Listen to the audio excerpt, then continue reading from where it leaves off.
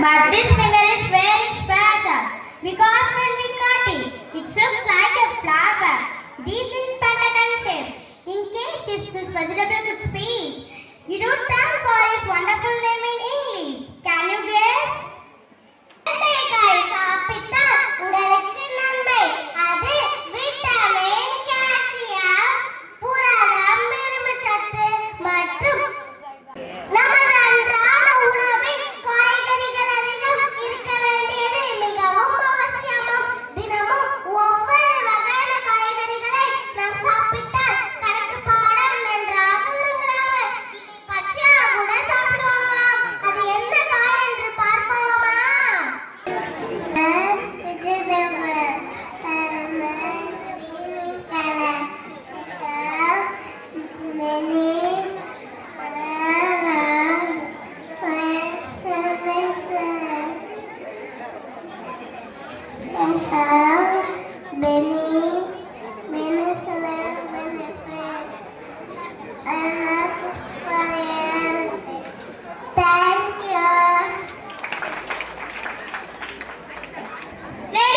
Diabetes prevents anemia. Develop our